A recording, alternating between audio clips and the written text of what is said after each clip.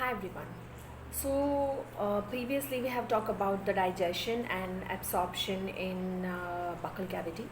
So today we are going to talk about the digestion and absorption in stomach.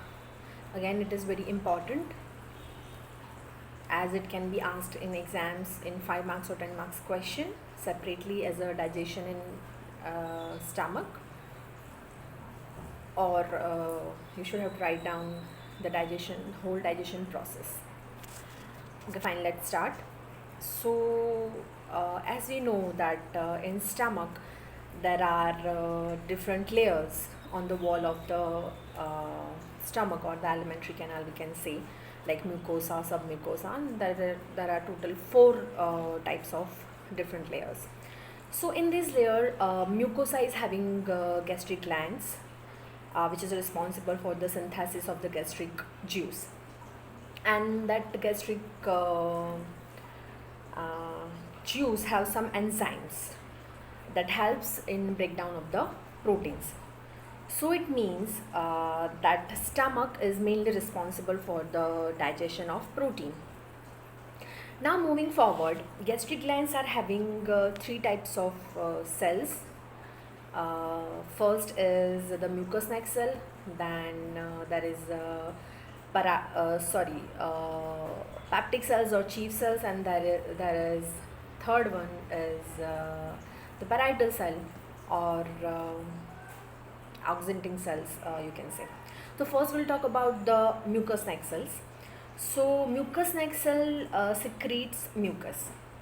So definitely, as we know that the mucus is helping for lubrication, so that is why this mucus which is being secreted by the mucous neck cell will help the lubrication and protection, because in stomach there is highly acidic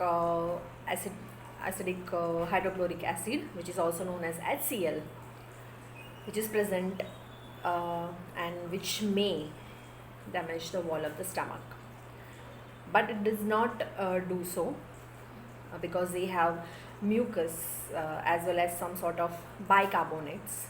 So both mucus and bicarbonate help the stomach and the inner epithelial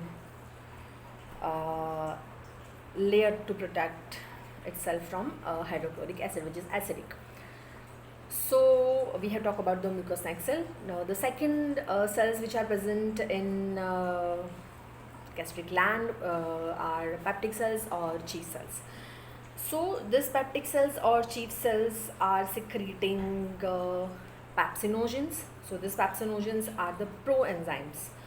So we can say that at this stage we can definitely say that there isn't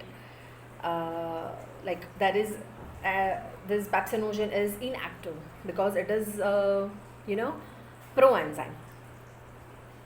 So pepsinogen proenzyme has to be converted into pepsin to act. So let it be here. Let it be till here.